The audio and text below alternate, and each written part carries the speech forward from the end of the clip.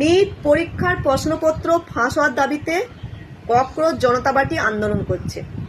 NEET পরীক্ষাটা হচ্ছে কি ডাক্তারি পরীক্ষার এক্সাম, যেটা প্রশ্নপত্র ফাঁস হয়ে গেছিল। ফাঁস হয়নি, এক বিজেপি নেতা ডাক্তারি পরীক্ষার প্রশ্নপত্র কোটি কোটি টাকায় বিক্রি করে দিয়েছিল, বুঝতে পারছেন তো।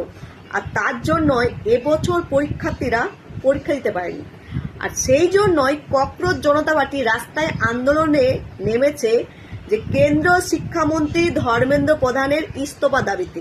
একজন কেন্দ্রীয় শিক্ষামন্ত্রী থাকাকালীন কিভাবে ডাক্তারি পরীক্ষার মতো প্রশ্নপত্র ফাঁস হয়ে যেতে পারে এবং বিক্রিও করে দিতে পারে, তাই দাবিতে। ককরোচ জনতা পার্টিটা কি? ককরোচ জনতা পার্টিটা হচ্ছে এতদিন সোশ্যাল মিডিয়ায় ছিল। তার ফাউন্ডার হচ্ছে অভিজিৎ দীপক, যিনি কিনা আম জনতা পার্টির হচ্ছে মেম্বার ছিল। বর্তমানে তিনি আমেরিকাতে থাকে।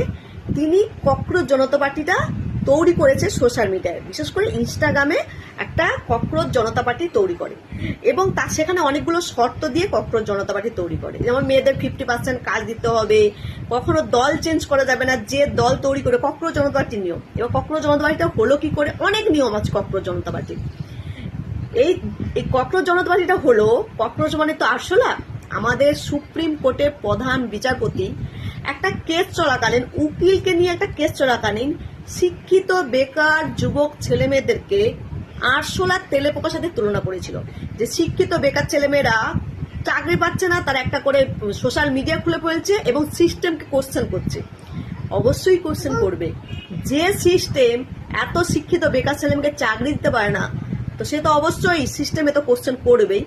আর যেখানে এত এত ছেলেমেয়ে চাকরি পাচ্ছে না, এত শিক্ষিত ছেলেমেয়েরা, সেখানে সুপ্রিম কোর্টের প্রধান বিচারপতি তাদের পাশে না দাঁড়িয়ে তাদেরকে আরশোলার সাথে তুলনা করেছিল, তেলে পোকার সাথে তুলনা, মানে তাদেরকে অবজ্ঞা অবহেলা করেছিল, যেটা এই বাজারে এই সময়কার শিক্ষিত বেকার ছেলেমেয়েরা মানতে পারেনি।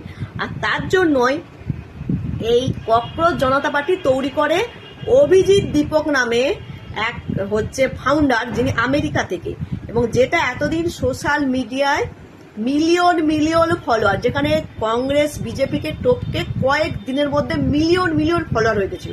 তবে অনেকের দাবি এই মিলিয়ন মিলিয়ন ফলোয়ারটা বাংলাদেশ এবং পাকিস্তানে ফলোয়ার আছে। তো ব্যাপারটা হচ্ছে কি, ইনস্টাগ্রাম বা ফেসবুক ইউটিউব এটা তো আপনারা হচ্ছে করতে পারবেন না, মানে এটা তো হচ্ছে আপনারা হচ্ছে আটকাতে পারবেন না। তবে ওই ককরোচ জনতা পার্টির যে ফাউন্ডার, তিনি বলেছে বেশিরভাগই ভারতীয়। এটা আমি জানি না, তবে অনেকের দাবি বিদেশের লোকজনের এখানে হচ্ছে যোগ সাধন আছে।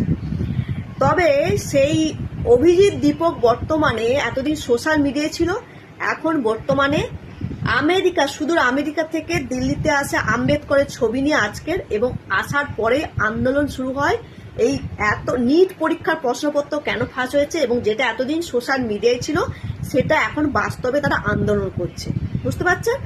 এটাই হচ্ছে ব্যাপার। তবে এই ককরোচ জনতা পার্টিটা কি সেটা এখনো পর্যন্ত পরিষ্কার, মানে যতটুকু আমি জেনেছি, যতটুকু পড়েছি, সেটাই আপনাদের সাথে শেয়ার করলাম।